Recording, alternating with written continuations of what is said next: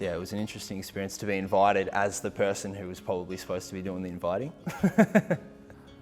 I don't know whether I just wasn't paying attention, but even when it was getting shown on the screens at church, like I didn't really know anything about Alpha. I'd heard about it, and I know that, yeah, even in other churches it was quite a popular thing. I think it was the day of the first night of Alpha, he actually invited me and he said, "Oh, you should come along."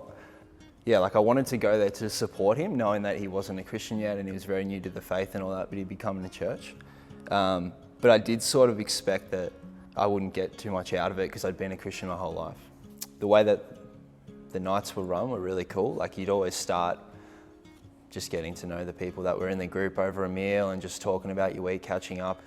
And then I think building the trust in that enabled the conversations that we had later on to be a lot more beneficial because people sort of had like a bit of respect for one another, and you didn't have to speak if you didn't want to speak, but it was also intimate enough that it was really special when people did share. Some people, even with Kyle and stuff, were skeptical about the whole faith altogether. So they were having these questions of like, they were questioning everything that I had probably taken for granted.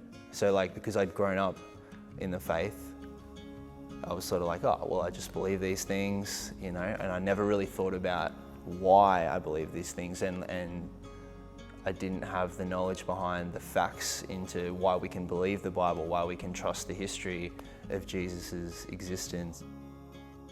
Towards the end, like you could see, particularly with the retreat, that like something was changing in him, and we did talk about Christianity starting in the head and then slowly making its way down to the heart, and you could see that his character was sort of coming to a point where he was changed. And on the retreat, particularly when he was prayed for and he said, "No, I've made a decision to follow Jesus," that was just like a really special moment. And it was, yeah, a few tears, and it was just really cool to see someone go in really skeptical and really unsure of the whole faith, and then see their journey come to a point where they're like, "No, this is for me, this is real." And they're making a decision to follow Christ. That was just awesome. Yeah, so I didn't even invite Kyle to Alpha.